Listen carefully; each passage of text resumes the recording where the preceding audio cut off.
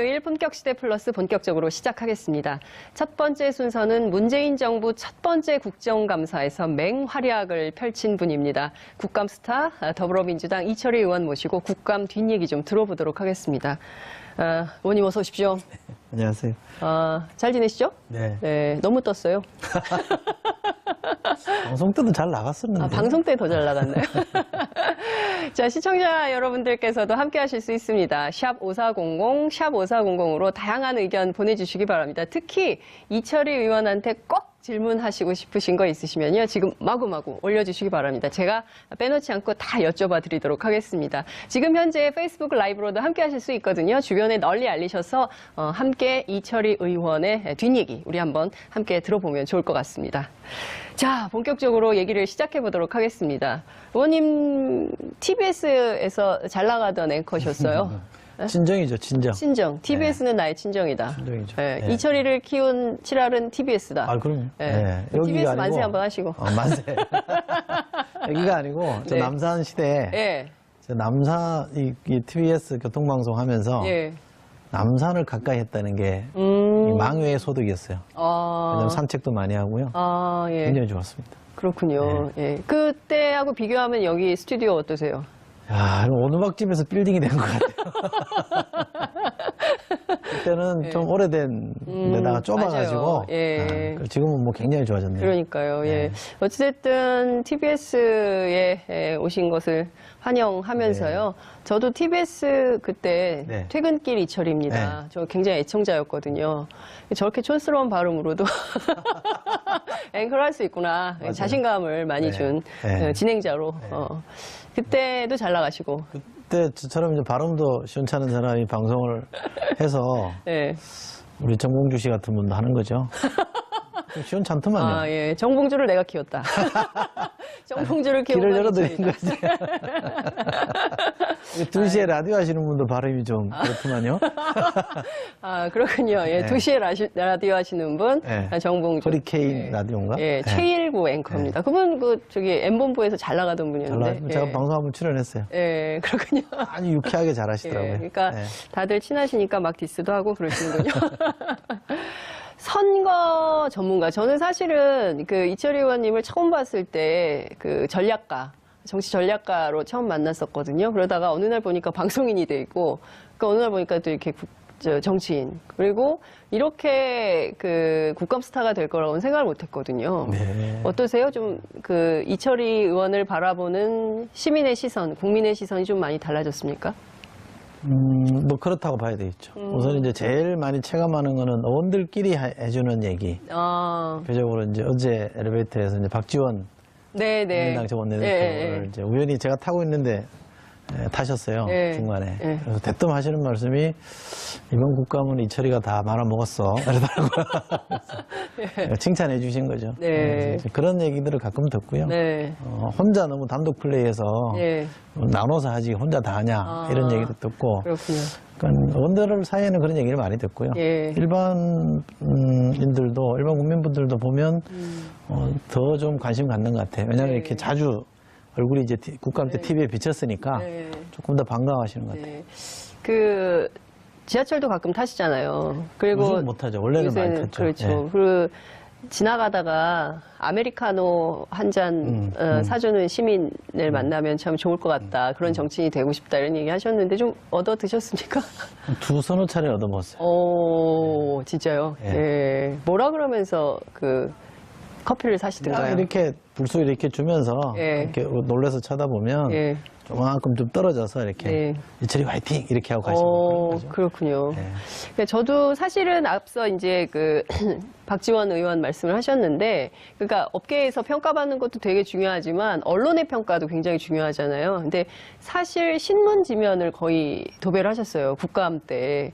그래서 어떤 언론은 한 면을 털어서 이철희 의원을 조명하기도 하고, 일천 거사가 어떻게 국감 스타가 됐나. 월천 거사라고 지으신 분이 틀리면 어떡합니까? 제가 지었죠. 월천 거사라고. 그러니까요. 그래서 이제 굉장히 언론의 평가도 굉장히 좋았던 것 같고요. 이제 여기 우리 이제 시청하시는 분들은 잘 모르지만 저희 언론사 이렇게 어떤 날은 A 신문, 어떤 날은 B 신문 이렇게 이제 일면, 톱이나 일면에 나오고 그러면 7번? 이른바 10번 정도 됩니다, 지금까지. 10번. 그런데 이제 기자 생활 해보셨으니까 알겠는데 그러지 않은 언론사는 물 먹었다. 그렇죠. 이런 표현을 쓰면서 엄청 항의를 많이 했습니다. 그렇습니다. 네, 그래서 엄청 제가 미안하다 이러면서 시달렸죠. 그렇군요. 보이지 않는 애환이 있습니다. 이게.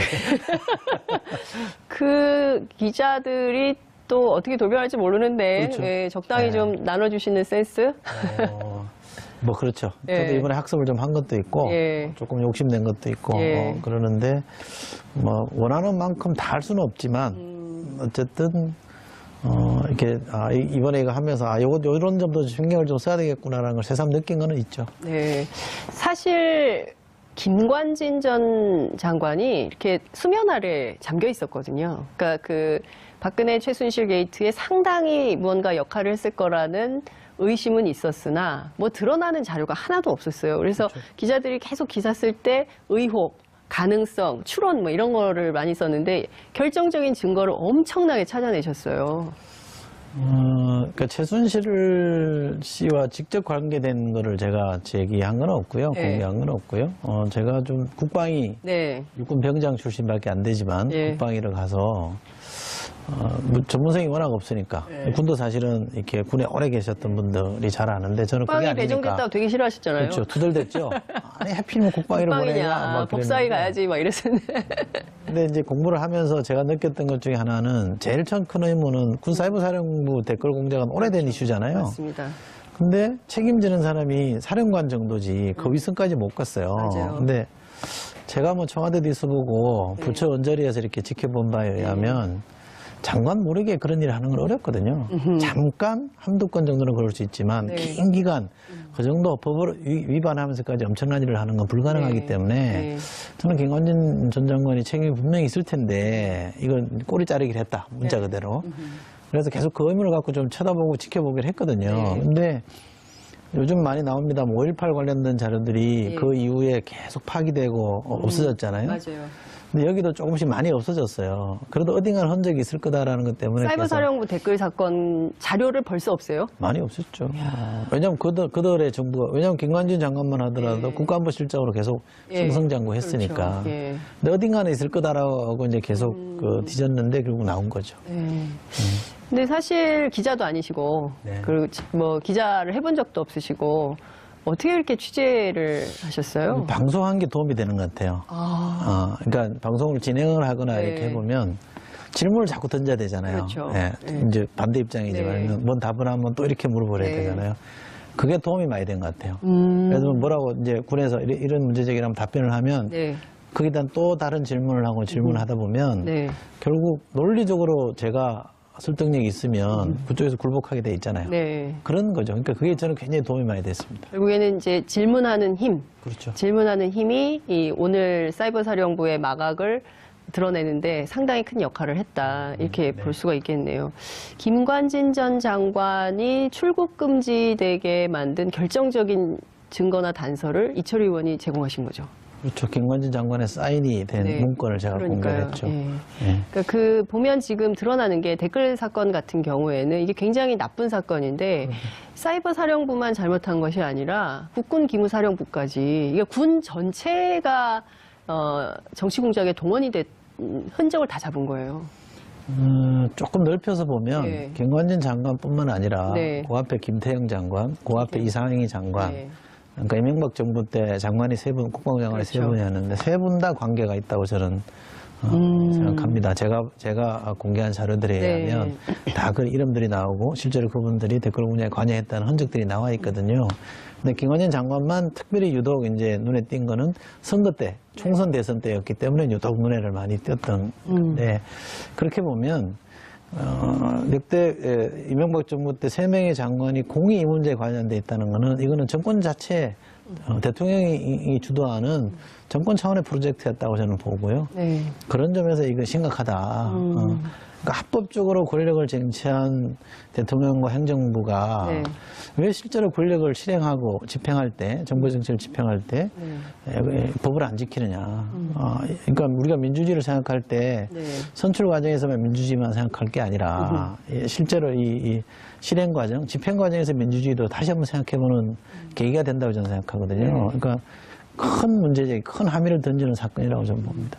말씀 주신 대로 그야말로 VIP 충성맹세 하면서 정권 안보에만 올인했던, 그렇죠. 그러니까 사실 국방이 나라 지키고 이제 북한의 위협에 대해서 대응을 하고 이럴 거라고 우리 국민들은 생각했는데 이게 들춰보니까 완전히 정권 안보에, 이명박 정권 안보에만 올인했던 국방부 아니냐. 그러니까 사이버 사령부는 대북 심리전을 하는 데입니다. 근데 이게 대남 심리전이 된 거죠. 그렇죠. 그러니까 이거는 총뿌리를 반대로 겨눈 거랑 똑같은 겁니다. 비유를 하자면. 적을 겨냥해야 될 총뿌리를 우리 시민을 겨냥했다는 거거든요. 멀쩡한 시민단체나 무슨 단체 또는 야당조차 언론기관도 오마이뉴스도 그런 걸로 분류됐었는데 좀 비판적인 발언을 하면 친북, 종북 이런 걸로 카테고리를 만들어버려요. 딱지를 그렇게 붙여버리는 거거든요. 이거는 총뿌리를 아군한테 겨눈 거랑 전 다르지 않다고 봅니다. 진정한 의미의 종북 아닙니까? 그렇죠. 결과적으로 그렇게 된 거죠. 저걸 이렇게 하는 거죠. 저걸 이렇게 하는 행위를 우리 군과 국방부 그리고 말씀 주신 김관진, 김태형 장관 등이 했던 거 아니냐 이런 비판을 할 수 있을 것 같은데요. 저 굉장히 충격적인 게 그 북한 관련된 거예요. 그러니까 특히 이제 그 작게 501호도 그렇고요. 이거 어떻게 봐야 됩니까? 해킹. 김정은 참수 작전도 그렇고요. 참수 작전은 이제 우선 좀 덜 걱정하셔도 될 거는. 그러니까 이게 참수 작전이라는 게 본격적으로 작전 계획에 들어가기 시작한 거는 작년 9월 이후입니다. 그러니까 그게 이제 제대로 된 우리 흔히 말하는 참수 작전인 거. 이름은 군에서도 참수 작전이라 이름은 쓰지는 않습니다만 그렇게 돼 있는 거고요. 유출된 거는 그 이전 겁니다. 그러니까 버전으로 치면 조금 낮은 단계 버전이 나간 거라는 거 좀 아시면 좋겠고, 작게 5015라는 것도 현재 우리가 쓰는 작게인데 이거는 국가 기밀로서 굉장히 중요하게 보호되는 건데 전체가 나간 게 아니라 그 중에 일부가 나간 겁니다. 일부라도 중요한 거죠. 이게 군의 작전 계획이 적으로 넘어갔다는 거잖아요. 그렇죠. 근데 이제 통째로 다 간 거냐 이렇게 또 오해하시는 분들이 있어서 그런 건 아니고요. 제가 이게 작게 해킹 당해서 군사 기밀이 유출됐다는 거를 몇 달 고민하다가 이거는 우리 군에게 경각심을 불러일으킨 게 맞다. 자극을 줘야 되겠다 해서 공개를 했거든요. 그런데 상당히 제한된 정보만 공개를 했어요. 제가 하는 거에 비해서. 왜냐하면 이게 그야말로 이게 또 누군가를 이롭게 할 수 있는 거라 제한적으로 했는데 제가 깜짝 놀랐던 게 뭐냐. 외신들이 너무 많이 관심을 갖는 거예요. 외신들이. 뭐 CNN, BBC, NHK부터 해서 뭐 통신사들도 AP, 뭐 로이터 다 이렇게 붙어서 인터뷰를 하자 그래서 제가 단호하게 거절을 했습니다. 외신 인터뷰 하나도 안 하셨어요? 하나도 안 했습니다. 왜냐하면 어쨌든 우리나라에 관련된 문제인데 마치 내가 밖에 나가서 우리나라 군이 영털이다 이렇게 얘기하는 것처럼 비춰지는 거는 좋지 않다 이렇게 생각을 해서 뭐 저도 어쩌면 진보 성향을 갖고 있긴 하지만 애국 진보라 그래서 그건 굉장히 거절을 했고, 그래서 제가 공개한 입장에서 좀 자신 있게 말씀드리는 거는 완전히 통째로 다 뚫려가지고 풍지박산이 난 건 아니다. 그러나 상당히 심각한 내용들이 빠져나갔기 때문에 군이 경계심을 갖고 이 문제를 다 수정하고 작기를 바꿔야 되거든요. 다 수정해야 되는데 그거를 제가 그 점검했을 때 안 하고 있었기 때문에 이걸 그대로 두면 그냥 위야무야 되겠구나 싶어서 제가 문제 제기를 했고 다행히 군에서 깜짝 놀라서 최고 당국자까지 와서 스케줄을 제시하면서 요러이러하게 다 좀 매듭을 짓겠다 그래서 제가 믿겠다. 그렇게 합시다 이렇게 했습니다. 아니 그러면 몇 가지 질문이 가능한데요. 첫 번째, 그러면 군이 이철희 의원실에 그 자료가 넘어갔다는 것을 우리 군은 몰랐다는 거네요. 첫 번째로. 우리 군이 몰랐다고요? 그건 모를 수 없죠. 알고 있었다는 알죠. 거예요? 그럼 이철희 의원실로 넘어간 자료를 알고 있으면 그 사이에 이게 공개되기 전에 군은 아무런 노력을 안 한 겁니까? 제가 처음에 알게 된 거는 이게 이제 수사 결과 발표된 게 금년 5월이에요. 해킹은 작년 9월에 있었고 최종 수사 결과가 5월에 발표하고 그때 제가 이제 관심을 갖고 봤는데 그때는 군이 조치를 제대로 하겠다 그래서 믿고 있었고 아니, 그러니까 제 얘기는 그때부터. 그 뒤에. 예. 그 뒤에 이제 한 2-3달 지난 뒤에 제가 다시 점검을 했거든요. 제대로 하고 있는지를 따져보니까 좀 지지부진해요. 그래서 제가 이제 이 공개하게 되겠다는 결심을 한 거고, 제가 좀 정황적으로 이해를 합니다. 왜냐하면 대통령 탄핵되고, 네. 작년 9월에 사건이 터졌는데 12월 9일날 국회에서 탄핵되고, 2월 달에 또 헌재에서 탄핵되고, 예. 정권 교체가 되고, 선거가 있고 이랬잖아요. 예. 그 와중이니까, 약간 어수선한 전국 상황이니까 군도 좀 느슨했을 수는 있겠다. 왜냐하면 장관도 나가고 뭐 이랬거든요. 그래서 그 점은 감안하더라도, 새 정부 들어서고 새로운 국방장관이 들어서면 그때부터는 제대로 드라이브를 걸어서 야무지게 했어야 되는데 네. 그때도 제대로 안 하고 있어서 제가 문제제기를 한 거고 네. 제가 문제제기를 새로 하겠다고 하니까 부랴부랴 막 했어요. 이제 제대로 할 겁니다. 예. 믿어야죠. 아니, 지금 계속 믿고 맡겼으나 제대로 안 됐기 때문에 여러 차례 기회를 줬음에도 불구하고 우리 군이 제대로 안 해서 기어이 공개하지 않을 수 없는 상황이 된 거 아니에요. 네. 그런데 어수선한 상황 충분히 이해한다고 아주 통큰 국회의원의 대인배의 자세를 제가 보여주고 문제제기를 한 사람이니까 이렇게 얘기할 수 있는 거예요. 그러니까 우리 국민들 입장에서 볼 때는 아니 군이 당연히 어수선한 상황일수록 더 알뜰하게 살뜰하게 챙겨서 문제 없도록 대비를 하는 게 맞습니다. 맞는 거 아니겠어요? 그게 군의 자세인데 네. 근데 이제 워낙 엄중한 헌정사가 중단되는 엄중한 상황이 벌어졌으니까 그런 게 하나 있고요. 네. 또 하나 제가 말씀드리고 싶은 거는 사이버 전쟁은 네. 우리도 합니다. 상방이 주고받으면서 하고 있는 거기 때문에 네. 제가 나머지 영역에 대해서 말씀드리기가 조심스럽긴 하지만 네. 우리가 마냥 당하고만 있는 건 아니다. 그러니까 우리 군도 모종의 역할을 하고 있다. 그럼요. 네. 그러니까 기본적으로 우리 군에 대한 신뢰를 저버릴 필요는 없다고 생각합니다. 굉장히 투철한 믿음이 있으시군요. 제가 국방위입니다. 제 아들 돈이 군에 가 있기도 하고.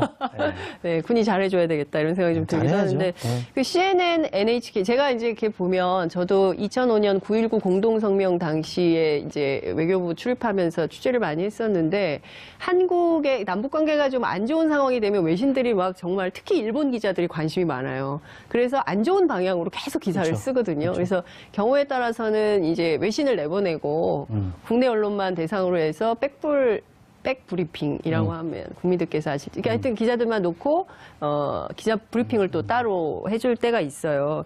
근데 이제 우리 자유한국당의 홍준표 대표는 기자들도 애국심 때문에 기사 안 쓰고 넘어가는 것들도 있거든요. 그렇죠. 근데 자유한국당의 홍준표 대표가 굉장히 비교되는 대목이네요. 가서 문재인 정부도 욕하고 전술핵제 배치도 요구하고. 뭐 이런 표현이 맞는지는 모르겠습니다만 네.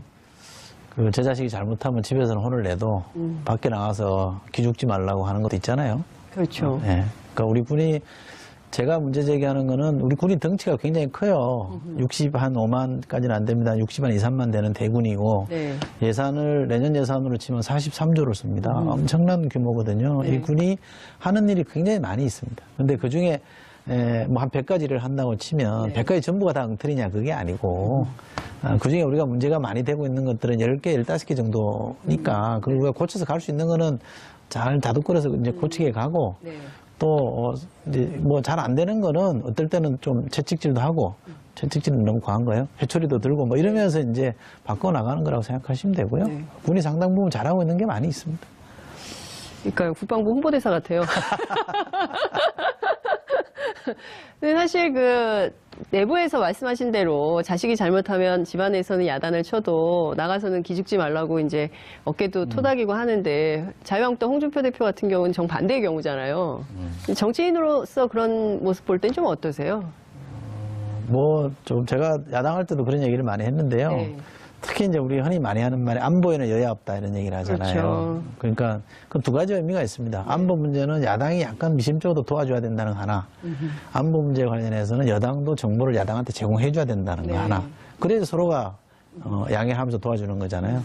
근데 상대판에만 요구를 해요. 저희가 야당일 때는 여당이 정보를 안 주면서 무조건 우리 편 들어줘야 되는 거 아니냐 이렇게 얘기하는데 저는 그건 잘못됐다고 생각하고요. 지금 여당 되고 나면 저는 기본적으로 대통령처럼 대통령이 어떤 행사하거나 안보 상황이 있으면 벙커도 보여주고 네. 청와대 벙커도 보여주고 안보 상황에 대한 설명도 해주고 이러면서 여야가 없이 단일 이게 대우라 그럴까요? 네. 이걸 보여주는 게 중요하다고 생각하고 비판할 수 있죠. 그리고 오죽하면 비판하겠냐 이렇게 생각할 수도 있는데 이 엄중한 시점에 북한이 핵실험하고 미사일 쏘는 이 상황이면 저로서면 제가 만약 야당 대표라면 네. 조금 부족한 점이 있더라도 본인 생각에 외국 나가서는 그래도 덕담하고 칭찬하고 편들어주지 않을까 싶어요. 그래서 제가 야당 대표를 못하는지도 모르죠. 근데 진짜 국민들 입장에서 볼 때는 이제 군에 대해서 굉장히 그 국방부 홍보대사처럼 우리 군이 잘하고 있고, 잘할 거다, 이렇게 얘기를 하고 계시지만, 우리 국민들 입장에서 볼 때는 군에 대해서 좀 한심하거나 답답하거나 이런 구석들이 굉장히 많이 있거든요. 그렇죠. 특히 이제 자식을 군에 보내신 분들은 걸핏하면 뭐 사고가 발생하니까요. 네. 믿고 안심하고 안전한 군대라고 생각하기가 굉장히 어려워요. 제가 국방에 갔을 때 그 첫 회의 때 제가 한 얘기가 그겁니다. 제가 국방이나 군사 문제에 대해서는 잘 모르지만 네. 자식을 군에 보는 부모의 심정을 내가 보겠다.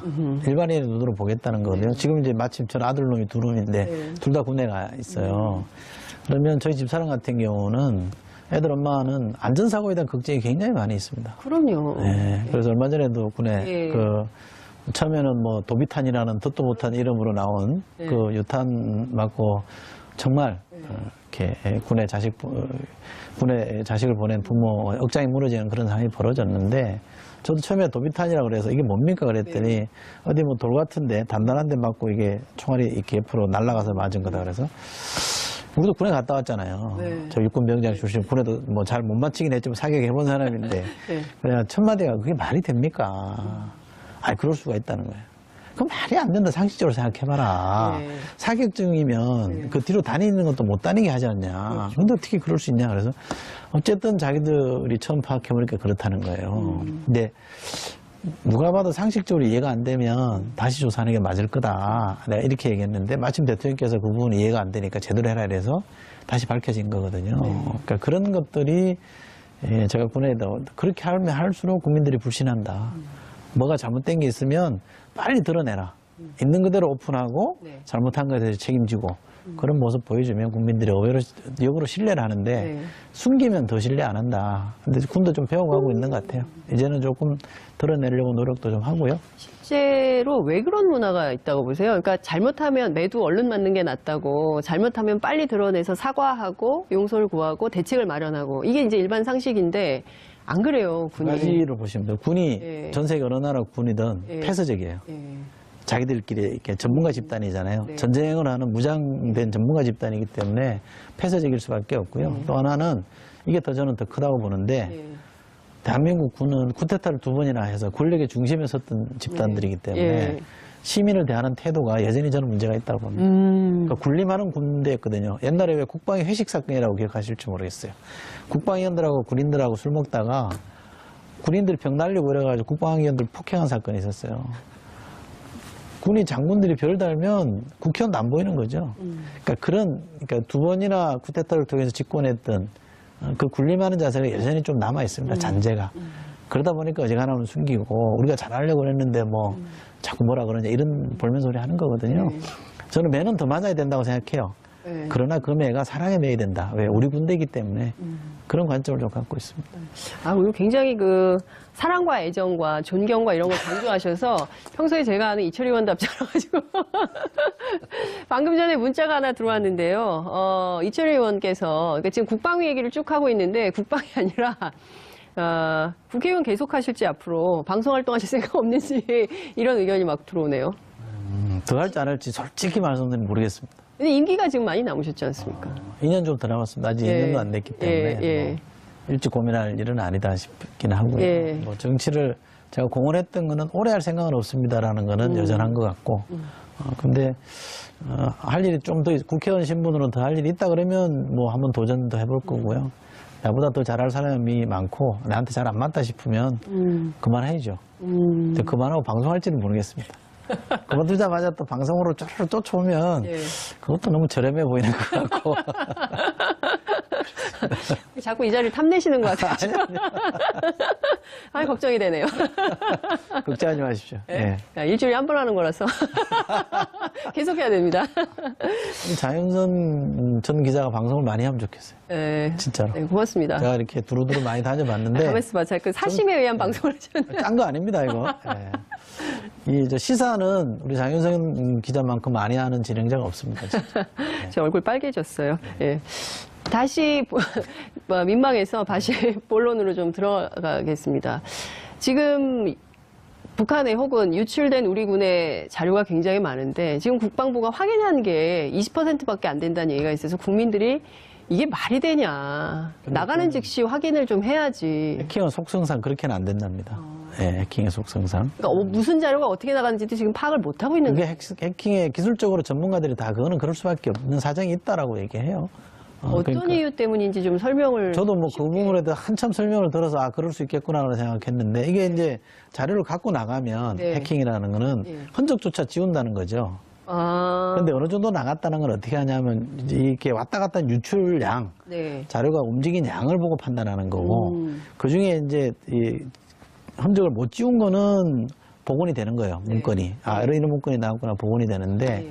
그걸 다 지운 것들은 복원이 안 되는 거죠. 그러니까 전체 양만 규모를 추산하고 네. 256GB인가 뭐 그래요. 네. 엄청난 양입니다. 네. 그러니까 그중에 확인된 거는 65GB인가 네. 한 22%밖에 안 되는 거죠. 그거는 속성상 그렇다는 거지 우리 군이 무능해서 어떻게 그것도 모르냐. 네. 이건 아니라고 하더라고요. 기술적으로 그런 것이지 우리 군이 무능한 해킹의 속성이 좀 그렇다는 거예요. 그러니까 그게 하지만 이제 우리 국민들을 눈높이에서 보면은 기가 차죠.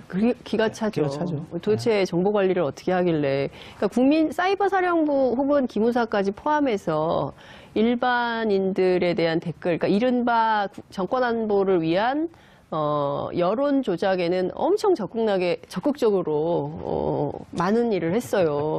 근데 정작 자기들이 해줘야 되는 그 북한 문제라든가 우리 안보 상황과 관련해서는 문건이 뭐가 나가는지 이런 것조차 모르는 거 아니냐 이런 이제 비판을 하게 되는 건데요.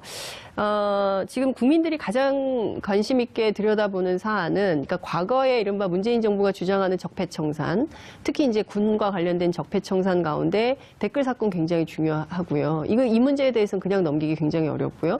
그래서 책임자 처벌까지 가야 되는데 검찰 수사에 대해서는 좀 어떻게 보세요? 이게 수사가 좀 속도가 나고 있다고 보십니까? 아니면 미진한 점이 있다고 보십니까?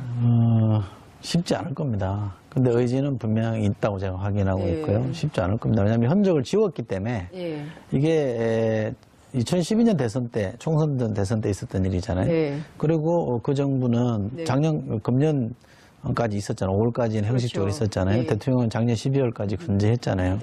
그러면 그 동안에 무엇을 했을지는 미로 충분히 짐작할 수 있는 거잖아요. 그러면 자료를 많이 파괴하고 없앴을 거예요. 그러니까 그걸 다시 찾아내서 뒤지고 하는 게 지금 포렌식을 많이 동원하고 있거든요. 컴퓨터 찾아내서 포렌식해서 옛날 거 다 뒤져보고 하고 있는데 그래도 많이 했을 겁니다. 그래서 검찰이 뭐 서두르지 않고 신중하게 또박또박 가는 건 저는 잘하고 있다고 보는데 의지가 분명하기 때문에 또 국민적으로 이거 그냥 듣고 갈 수는 없잖아요. 그럼 이번에 전 제대로 할 거라고 기대하고 있습니다. 김관진 전 장관 구속된다고 보십니까? 그것도 뭐 정치권에서 된다 안 된다 이렇게 말할 수는 없고요. 저는 김관진 장관이 이 건에 연루돼 있다. 사실상 주도했다 이렇게 보는 문건들을 공개했기 때문에 그거를 수사를 통해서 범법 사실을 밝혀내는 거는 검찰의 몫이고 사법기관의 몫이니까 뭐 제 짐작으로는 제대로만 밝혀내면 책임지울 수 있을 거라고 보는데 그것도 제가 미리 제가 있다 없다를 예단하는 거는 너무 이렇게 정치쟁점하는 거기 때문에 쓸데없이 또 뭐 오해를 부를 수 있는 것 같아요. 그럴 필요는 없습니다. 그렇지만 이 사건의 어떤 마침표는 좀 필요하지 않습니까? 그럼요. 이 사건이 어떻게 발단이 돼서 어떻게 기획이 됐고 책임자는 누구누구고 그래서 누가 이건 이제 딱 마침표를 좀 찍어야 될 것 같은데요. 장관 마음대로 했겠냐? 장관이 하라고 해서 했겠냐? 장관의 윗선은 없겠냐? 그래서 이제 이명박 전 대통령에 대한 얘기가 나오는 건데요. 제가 보기에는 저도 뭐 이렇게 여러 종합적인 문건을 다 본 게 아니라 제가 본 문건을 통해서 확인한 바에 의하면 2008년 이명박 대통령이 집권하고 나서 곧바로 광우병 그렇죠. 촛불 시위가 있었잖아요. 그리고 뭐 그때 내각이 사퇴하고 청와대 비서진들이 사퇴하고 막 이랬습니다. 그때 이후로 그걸 겪고 난 이후부터 이렇게 전열을 재정비하고 제도 언론과 비제도권 언론 그 양축을 장악해야 되겠다. 이 프로그램을 작동을 시작한 것 같아요. 그래서 예를 들면 MBC 장악하고 KBS 장악하고 미디어법 만들어서 또 종편 출범시키고 이게 이제 제도권 언론 장악하는 축이라면 다른 출액은 SNS나 인터넷에서 여론 동향을 어떻게 할 거냐. 이 두 가지 축이 진행이 돼서 한 축은 우리가 눈에 보이는 걸로 이해했으니까 뭐 다 만천하에 알고 있는 거. 이거는 이제 잘 보이지 않는 건데 이 축이 국정원과 국방부 두 축으로 갔거든요. 그럼 국방부와 국정원 두 축이라면 그 위에 누군가 컨트롤 타워로 있는 거죠. 그렇습니다. 저는 그 컨트롤 타워가 청와대 어딘가라고 봅니다. 그리고 궁극적으로 그렇게 된다면 대통령이 책임져야 될 상황인 거죠. 이명박 전 대통령에 대한 조사도 필요하다 이렇게 보십니까? 그것도 제가 뭐 미리 말씀드릴 수 있는 사안은 아니고요. 어쨌든 합법적으로 집권했던 전직 대통령과 관련된 문제이기 때문에 이거는 철저하게 증거와 근거에 입각해서 증거는 지금 계속 나오고 사법적 판단으로 가는 게 맞다. 이걸 또 정치 쟁점화 시키면 뭐 보복이니 아니니 이런 프레임이 또 더 씌워지잖아요. 그래서 저는 이거는 사법기관에 맡겨놓고 가는 게 좋다고 봅니다. 굉장히 그 정치하게 말씀을 하시네요. 그러니까 굉장히 그 사실은 정치인들의 경우에는 뭐 이렇게 당연히 이명박 전 대통령 구속 수사해야죠. 뭐 이렇게 얘기하기 마련인데 확실히 이제 방송 진행을 오래 하셨고 그리고 이제 정치 전략 로서 활동을 많이 하셨기 때문에 여러 가지 질문을 계속 던지는데 안 넘어가시네요. 한 번쯤 실수를 해야 되는데 실수를 절대 안 하시네요. 장윤선 기자의 테크닉을 제가 잘 알기 때문에 안 넘어가시네요. 최근에 국민들이 정말 어떻게 이럴 수가 라는 사건이 벌어졌어요. 바로 박근혜 전 대통령 비자금 사건인데요. 어떠셨어요? 이게 지금 1억씩 꽂은 거거든요. 40억 전체. 국정원 예산은요. 의원님도 저도 여기 계신 모든 분들이 다 내는 국민 세금이에요. 이거 어떻게 해야 됩니까? 저 방송할 때 세금도 많이 냈는데. 제가 오전에 어디 다른 방송 가서 그런 얘기를 했는데 한편으로 좀 다행스럽다는 얘기를 했습니다. 그래서 왜 다행스럽냐고 해서 어쨌거나 대통령이 지시해서 그런 거 아니냐. 일개 비서관이 만약에 국정원에 지시해서 1억씩 받아먹었다 그러면 이건 진짜 창피한 일이거든요. 어디 가서 말도 못할 정도로 창피한 일입니다. 국정원이 청와대 일개 비서관이 이래라 저래라 한다고 돈 막 갖다 바칠 정도다 그러면 너무 한심하지 않냐. 그래도 대통령이 지시라는 게 있었다고 하니까 좀 덜 창피하다. 그래서 다행스럽다. 그런데 우리 세금으로 내는 그 특수공작 활동비잖아요. 북한에 대해서 뭔가 하라는 거잖아요. 분단국가 현실 때문에 그런 것들을 해보라고 돈을 준 거, 용도를 안 따지고 쓰라 이렇게 한 거란 말이에요. 용도는 분명하지만 뭐 영수증 없이 쓰라 이거 아니에요? 근데 그걸 그렇게 썼다. 그건 정말 억장이 무너질 일이죠. 청와대가 돈이 없는 것도 아니잖아요. 활동비 있거든요. 저희도 뭐 말직에 있긴 했습니다만 그 돈 갖고 해도 돼요. 옛날도 아니고 옛날에 뭐 전두환 노태우 같은 사람이야 기업들한테 뺏어가지고 당에다 주고 이랬지만 지금 그럴 필요도 없잖아요. 선거비 같은 것도 아닌 것 같아요. 박근혜 전 대통령이 씀씀이가 큰 편이 아니잖아요. 어디 가면 밥값도 본인이 안 내는데 도대체 그 돈이 왜 필요했을까? 저는 용도가 없는데 돈을 달라고 그랬다는 거는 축제죠. 축제다. 그건 부정축제? 부정축제죠. 국가 세금을 그냥 자기 재산 불리는데 쓴 것밖에 안 되잖아요. 만약에 그게 최순실한테 흘러들어갔다 그러면 그건 심각한 거죠. 그렇죠. 그게 최순실한테 흘러들어갔을 가능성에 무게를 두시는군요. 아니 그러지 않기를 바라는데 만약에 그랬다 그러면 뭐 이건 뭐 국정농단이라 그래야 되나 뭐라 그래야 되나 하여간 심각한 범죄죠. 국민들이 생각하기에는 이런 의문이 있어요. 박 전 대통령 예금 통장에 그 급여가 꼬박꼬박 쌓였거든요. 한 푼도 안 썼어요. 근데 주사 아줌마는 무슨 돈으로 줬을까? 그죠? 그러니까 한 푼 안 자봉으로 왔을까? 그런 생각이 들고. 그 주사비가 얼마나 되겠습니까? 한 달에 1억씩이나 들까요? 그렇진 않겠죠. 옷 사 입은 거? 그것도 1억씩이나 되겠습니까? 어디다 썼을까요? 그러니까요. 어디에 썼을 것 같으세요? 저 청와대도 계셨으니까. 대통령이라면 그걸 어디에 썼을까요? 쓸 데가 없어요. 뭐 야당이나 일부 언론에서는 무슨 뭐 행사비, 뭐 군부대 방문했을 때 격려비 그런 건 다 공급이지 않습니까? 출처를 쓸 수 있는 대목이잖아요. 네, 그렇습니다. 그잖아요. 영수증에 어디 대통령 뭐 경력금 이렇게 하면 써도 되거든요. 네. 근데 이 돈은 못 쓰는 데 썼다는 거 아니에요? 그렇겠죠. 영수증을 못 쓰는 데 예, 썼다는 예. 거 아니에요? 그러면 그게 정상적인 쓰임은 아니니까 그것이 무엇이든 간에 네. 범죄와 관련됐을 수 있죠. 그건 아마 법을 지키지 않은 걸 겁니다. 그러면 박근혜 전 대통령에 대한 범죄 혐의가 추가되는 거겠죠? 뇌물죄. 만약에 그렇게 되는 거죠. 예. 네, 만약에 그게 다 확인이 된다면. 예. 근데 본인은 평소에 그랬어요. 부정한 돈은 일전 한 푼 받은 적이 없다. 나는 깨끗한 사람이다. 국정원 돈은 깨끗한 돈이라고 생각한 모양이죠. 깨끗하긴 하죠. 국민 세금으로 만든 돈이니까. 깨끗한 돈은 그냥 막 써도 된다. 깨끗한 손을 자기가 써버리는 거니까.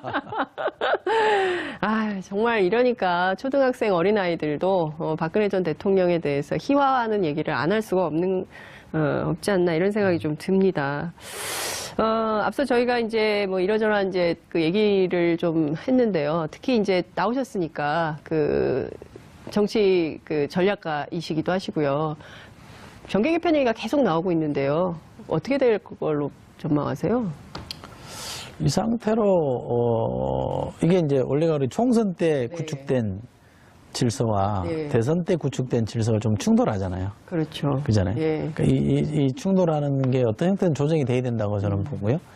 만약에 우리가 선거제도나 이런 개헌이나 선거제도를 통해서 풀어주지 않는 이상은 지금 4당 체제 또는 정의당까지 한 5당 체제가 그냥 유지되기는 쉽지 않을 거라고 저는 보고요. 그래서 우리가 제도적 선택을 통해서 다당제로 갈 건지 또는 아니면 다시 양당제로 재편하는 걸 용인할 건지를 각 당이 다 선택을 해야 되고요. 특히 여당도 그런데 입장을 가져야 되는데 이대로 두면 어느 정도의 정계 개편은 저는 불가피하다고 보고요.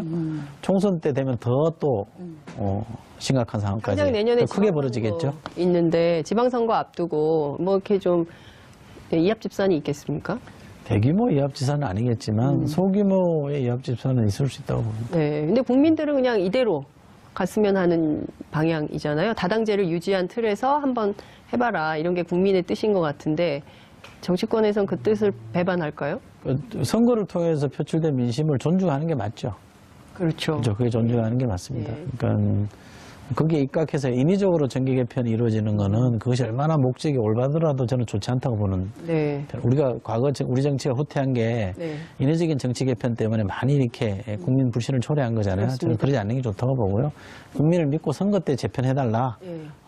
이렇게 요구하는 게 맞다고 보는데 다행히 저는 제가 속해 있는 정당이나 지금 여당이나 여권은 인위적 정계 개편을 하려고 하지도 않고 시도도 안 하고 있잖아요. 저는 그건 좋은 자세라고 생각하고요. 정치권은 여당만 있는 게 아니니까 나머지 야당들에게 자신들의 뭔가 좀 진로를 위해서 이합집산이 이루어지는 거는 저희가 과거처럼 정치 공작으로 개입할 수도 없고 그냥 두고 볼 수밖에 없는 건데 그럴 가능성이 좀 있는 것 같아요. 여당 입장에서는 정치하시기 좋으실 것 같아요. 왜냐하면 야당이 워낙 약체여가지고 뭘 잘 안 되잖아요. 뭘 도모하는데 뜻대로 잘 안 되는 측면이 있지 않습니까? 국회의원은 야당이 좋습니다. 그래요? 국회의원은 야당은 이제 속된 말로 공격만 하면 되거든요. 비판만 하면 됩니다. 그러니까 하나 잘못하면 두 개, 세 개 잘못한 것처럼 막 공격하면 되는데 여당이 되니까 조심스러워지는 게 있어요. 책임감 같은. 그러니까 비판도 하고 싶고 할 때는 또 해야 됩니다. 그러나 이게 어떨 경우는 그 자체가 또 다른 정치적 의미로 왜곡돼 버리니까 야당이 또 그걸 가지고 또 뭐라고 하니까 조심스러워지는 게 있어서 정치 현실상 국회의원은 야당이 더 낫다. 지금까지는 그렇습니다. 보니까. 야당 국회의원 하시게요? 그럴 생각 없으시죠? 지난 대선 때 안희정 지사 캠페인 하셨어요. 어떻게 보세요? 안희정 캠프에서는 문재인 정부의 집권 이후에 활동에 대해서 어떤 평가를 하고 계십니까? 지금은 잘하고 있잖아요. 잘하고 있고 박수치고 있는 안 지사랑도 다른 사석에서 만나서 그런 얘기를 했습니다만 열심히 박수치고 또 거들 거 있으면 소리 없이 좀 열심히 거들고 또 대통령이 안 지사나 또는 거기 우리 같이 좀 참여했던 분들에게 역할을 주면 열심히 힘을 보태야 된다 이런 정서를 갖고 있어서 저는 당내 경선 후유증이 이렇게 없는 적도 없고, 네. 저는 솔직히. 그래서 당내 경선에 어떤 후보랑 뭘 했다는 거에 뭐 족쇄가 되거나 흠이 안 되는 게 네. 우리 당이 그래도 많이 성장해 있다고 저는 보고요. 여권의 좋은 문화라고 저는 생각합니다. 네. 정치가 굉장히 많이 성숙했다고 생각해요. 촛불 이후로. 예. 그리고 이제 토론은 치열하게. 그렇지만 또 내부에서 집단지성의 힘을 발현해서 아닌 것은 또 아닌 결론을 내더라고요. 그래서 더불어민주당 내부에 의총할 때마다 제가 현장에 있으면서 깜짝깜짝 놀란 적이 굉장히 놀랐죠. 많이 네, 있었어요. 옛날에는 당내 지지율과 국민 지지율과의 차이가 있고, 네. 국민 지지율 높은 사람이 경선에서 지잖아요. 그렇습니다. 대부분 당 깨고 나갔어요. 맞아요. 그죠? 네. 네, 근데 우리 당은 지금 사실 좀 치열하게 내부에서 경쟁하긴 했습니다만 네. 그대로 박수 치면서 지금 거들어주고 있기 때문에 정치 발전한 거죠. 그 모습을 보고 있기 때문에 국민들께서 그 높은 지지율로 현재 여당인 민주당을 지지하고 있는 것이 아닌가 이런 생각이 좀 듭니다. 숫자도 많이 있긴 있습니다. 예, 해야 될 일이 굉장히 많이 있죠. 네. 정당 발전, 또 선거 개편. 뭐. 오늘 얘기하려면 한 2박 3일 해야 될 것 같은데 시간이 다 돼가지고 이제 정리를 좀 해야 될 것 같은데요. 전반기 국방위 하셨는데요. 후반기에는 계속 하십니까? 아니면은 좀 저희 방 스태프들은 네. 이제 그만하자고 얘기합니다. 국방위 좀 그만합시다. 힘들어 죽겠다고 얘기합니다. 네. 왜냐하면 국방위가 아까 말했듯이 약간 폐쇄적인 이런 문화를 갖고 있어서 또 대부분 군사 기밀이 많거든요. 네. 그 뭐라 자료 하나 입수하는 것도 엄청 힘들기 때문에 의원이 나서야 그나마 좀 되는 경우들도 있고 그래서 부자진들은 굉장히 힘들어요.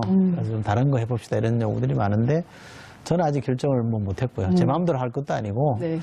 개인적으로 꼭 해보고 싶은 게 처음에는 법사위를 통해서 전체 가 돌아가는 걸 좀 확인해보고 싶었는데 국방위 하면서는 이제 국방 안보 쪽을 한번 했으니까 예. 경제 쪽을 한번 하면 어떨까 싶은 생각이 한편에 있고요. 네. 제 마음대로 되는 게 아니라 이제 좀 고민해봐야죠. 연말 지나면. 예. 기자로 치면은 좋은 출입처만 가려고 그러는 거 아닌가? 국방위 출입처 안 하려고 그러지 않습니까? 맞아요. 어쨌든 일이 많은. 그렇지만 배울 점이 많죠. 일이 많다는 건 그만큼 공부가 되는 네, 거니까요. 네. 예. 어쨌든 이철희 의원 오랜만에 인터뷰 너무 재밌게 잘 들었고요. 저희가 다음에 또 모셔서 다음에는 경제 얘기를 한번 들어볼 수 있는 기회. 아직 몰라요. 아직 몰라요? 알겠습니다. 오늘 정말 말씀 잘 들었습니다. 고맙습니다. 네, 고맙습니다. 토요일 본격시대 플러스 본격적으로 시작하겠습니다. 첫 번째 순서는 문재인 정부 첫 번째 국정감사에서 맹활약을 펼친 분입니다. 국감 스타 더불어민주당 이철희 의원 모시고 국감 뒷얘기 좀 들어보도록 하겠습니다. 의원님 어서 오십시오. 안녕하세요. 잘 지내시죠? 네. 네, 너무 떴어요. 방송 때도 잘 나갔었는데. 방송 때 더 잘 나갔나요? 자, 시청자 여러분들께서도 함께 하실 수 있습니다. 샵 5400, 샵 5400으로 다양한 의견 보내주시기 바랍니다. 특히 이철희 의원한테 꼭 질문하시고 싶으신 거 있으시면요. 지금 마구마구 올려주시기 바랍니다. 제가 빼놓지 않고 다 여쭤봐 드리도록 하겠습니다. 지금 현재 페이스북 라이브로도 함께 하실 수 있거든요. 주변에 널리 알리셔서 함께 이철희 의원의 뒷얘기 우리 한번 함께 들어보면 좋을 것 같습니다. 자, 본격적으로 얘기를 시작해 보도록 하겠습니다. 의원님 TBS에서 잘 나가던 앵커셨어요. 친정이죠, 친정. 친정. TBS는 나의 친정이다. 친정이죠. 네. 네. 이철이를 키운 칠할은 TBS다. 그럼요. 네. 네. 여기가 TBS 아니고, 만세 한번 하시고. 만세. 여기가 아니고, 저 네. 남산 시대에, 예. 저 남산, 이 TBS 교통방송 하면서, 예. 남산을 가까이 했다는 게, 이 망외의 소득이었어요. 왜냐면 산책도 많이 하고요. 예. 굉장히 좋았습니다. 그렇군요. 네. 예. 그때하고 비교하면 여기 스튜디오 어떠세요? 야, 오두막집에서 빌딩이 된 것 같아요. 그때는 좀 오래된 데다가 좁아가지고, 맞아요. 예. 지금은 뭐 굉장히 좋아졌네요. 그러니까요. 예. 네. 어찌됐든 TBS에 오신 것을 환영하면서요. 저도 TBS 그때 네. 퇴근길 이철입니다. 저 굉장히 애청자였거든요. 저렇게 촌스러운 발음으로도 앵커를 할 수 있구나. 맞아요. 자신감을 많이 네. 준 네. 진행자로. 그때도 잘 나가시고. 그때 저처럼 이제 발음도 시원찮은 사람이 방송을 해서 네. 우리 정봉주 씨 같은 분도 하는 거죠.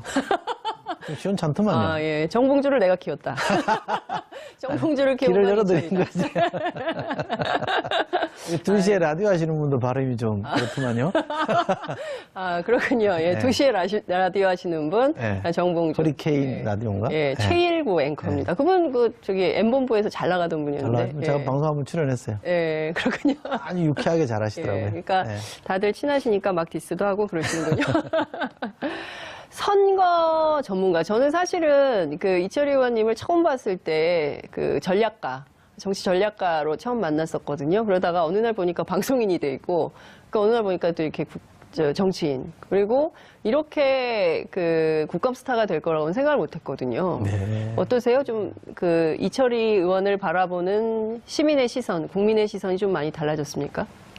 뭐 그렇다고 봐야 되겠죠. 우선 이제 제일 많이 체감하는 거는 의원들끼리 해주는 얘기. 대표적으로 이제 어제 엘리베이터에서 이제 박지원 민주당 원내대표를 이제 우연히 제가 타고 있는데 타셨어요. 중간에. 그래서 대뜸 하시는 말씀이 이번 국감은 이철이가 다 말아먹었어. 이러더라고요. 칭찬해 주신 거죠. 그런 얘기들을 가끔 듣고요. 혼자 너무 단독 플레이해서 나눠서 하지 혼자 다 하냐 이런 얘기도 듣고. 그렇군요.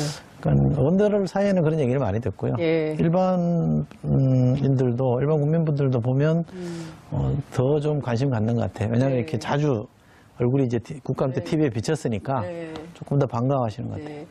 그 지하철도 가끔 타시잖아요. 그리고 못 타죠. 원래는 많이 탔죠. 그렇죠. 그리고 지나가다가 아메리카노 한 잔 사주는 시민을 만나면 참 좋을 것 같다. 그런 정치인이 되고 싶다 이런 얘기 하셨는데 좀 얻어 드셨습니까?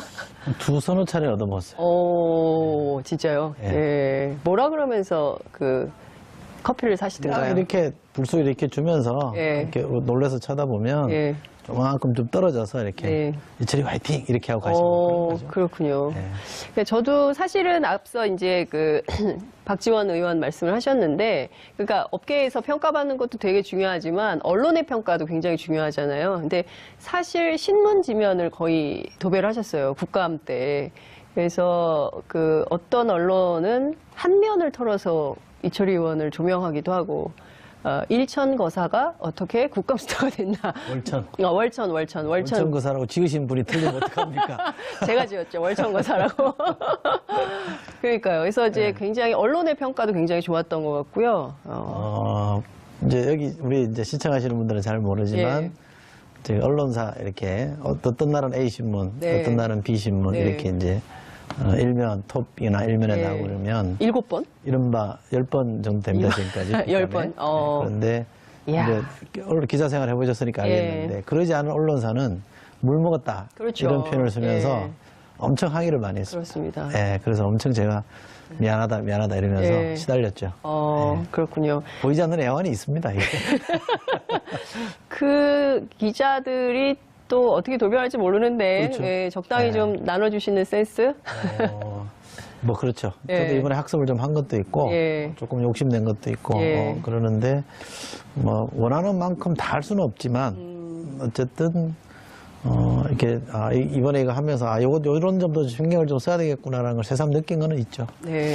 사실 김관진 전 장관이 이렇게 수면 아래 잠겨 있었거든요. 그러니까 그 박근혜 최순실 게이트에 상당히 무언가 역할을 했을 거라는 의심은 있었으나 뭐 드러나는 자료가 하나도 없었어요. 그래서 기자들이 계속 기사 쓸 때 의혹, 가능성, 추론 뭐 이런 거를 많이 썼는데 결정적인 증거를 엄청나게 찾아내셨어요.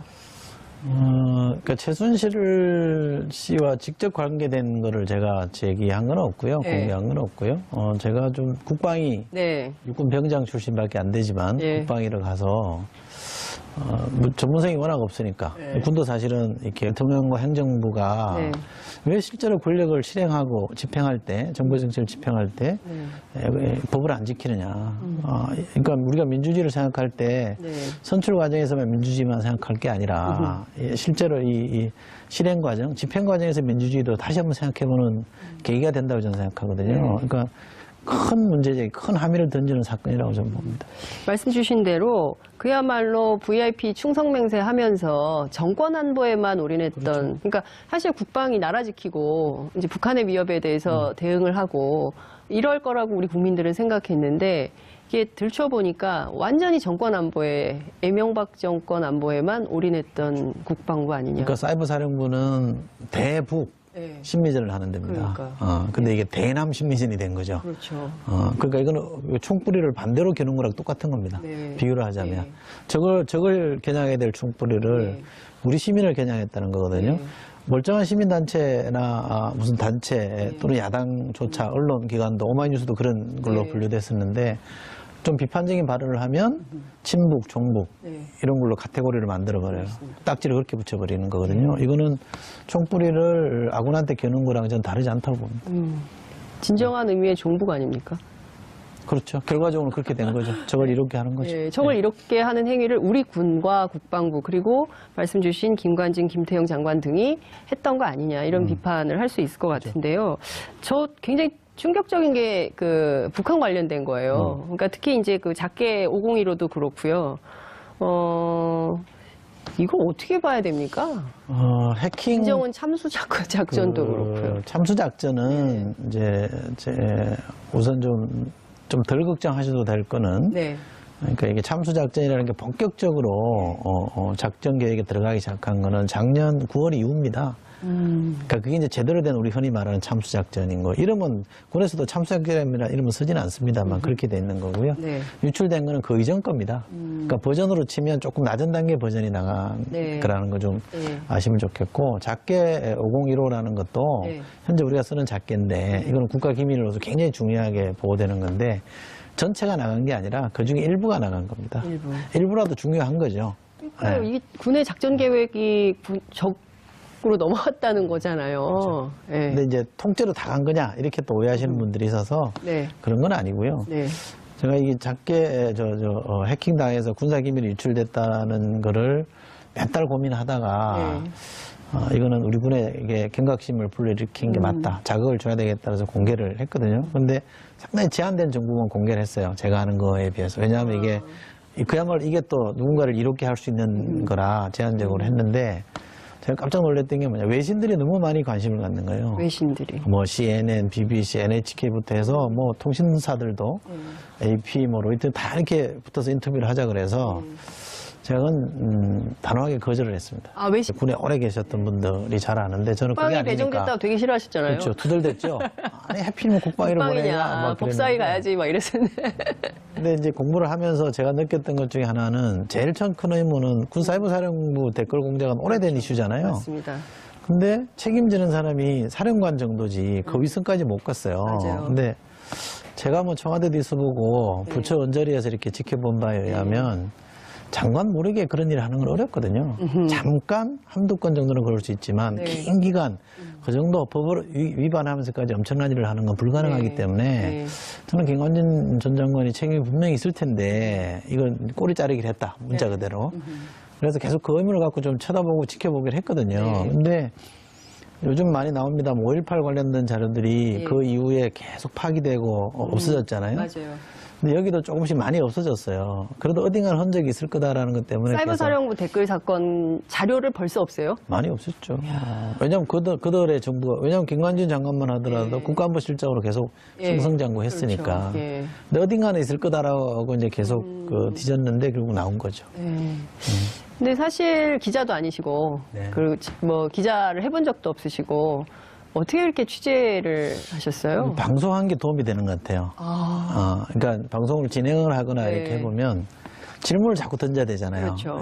이제 반대 입장이지만 뭔 답을 하면 또 이렇게 물어버려야 되잖아요. 그게 도움이 많이 된 것 같아요. 그래서 뭐라고 이제 군에서 이런 문제 제기를 하면 답변을 하면 거기에 대한 또 다른 질문을 하고 질문을 하다 보면 결국 논리적으로 제가 설득력이 있으면 그쪽에서 굴복하게 돼 있잖아요. 그런 거죠. 그러니까 그게 저는 굉장히 도움이 많이 됐습니다. 결국에는 이제 질문하는 힘. 그렇죠. 질문하는 힘이 이 오늘 사이버 사령부의 마각을 드러내는데 상당히 큰 역할을 했다. 이렇게 볼 수가 있겠네요. 김관진 전 장관이 출국 금지되게 만든 결정적인 증거나 단서를 이철희 의원이 제공하신 거죠. 그렇죠. 김관진 장관의 사인이 된 네. 문건을 제가 공개했죠. 예. 예. 그러니까 보면 지금 드러나는 게 댓글 사건 같은 경우에는 이게 굉장히 나쁜 사건인데 사이버 사령부만 잘못한 것이 아니라 국군 기무사령부까지 이게 군 전체가 정치 공작에 동원이 된 흔적을 다 잡은 거예요. 조금 넓혀서 보면 네. 김관진 장관뿐만 아니라 네. 그 앞에 김태형 장관, 그 앞에 이상희 장관, 네. 그러니까 이명박 정부 때 장관이 세 분, 국방장관이 세 그렇죠. 분이었는데 세 분 다 관계가 있다고 저는 생각합니다. 제가 공개한 자료들에 네. 의하면 다 그 이름들이 나오고 실제로 그분들이 댓글 공작에 관여했다는 흔적들이 나와 있거든요. 근데 김관진 장관만 특별히 유독 이제 눈에 띈 거는 선거 때, 총선 대선 때였기 때문에 유독 눈에를 많이 띄었던 건데 그렇게 보면 역대 이명박 정부 때 3명의 장관이 공이 이 문제에 관련돼 있다는 거는 이거는 정권 자체 대통령이 주도하는 정권 차원의 프로젝트였다고 저는 보고요. 네. 그런 점에서 이거 심각하다.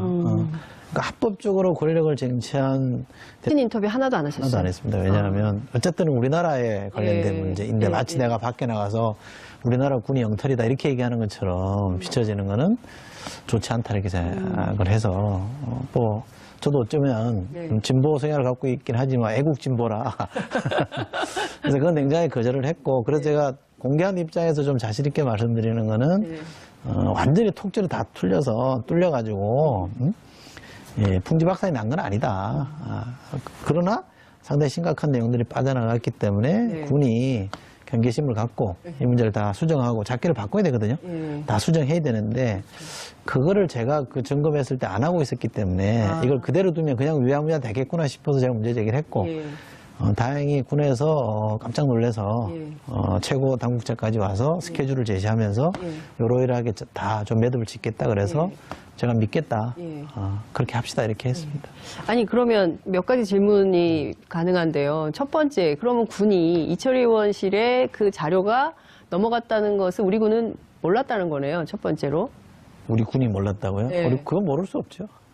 알고 있었다는 알죠. 거예요? 네. 그럼 이철희 의원실로 넘어간 자료를 알고 있으면 그 사이에 이게 공개되기 전에 군은 아무런 노력을 안 한 겁니까? 제가 처음에 알게 된 거는 이게 이제 수사 결과 발표된 게 금년 5월이에요. 해킹은 작년 9월에 있었고 최종 수사 결과가 5월에 발표하고 그때 제가 이제 관심을 갖고 봤는데 그때는 군이 조치를 제대로 하겠다 그래서 믿고 있었고 아니, 그러니까 제 얘기는 그때부터 그 뒤에 이제 한 2-3달 지난 뒤에 제가 다시 점검을 했거든요. 제대로 하고 있는지를 따져보니까 좀 지지부진해요.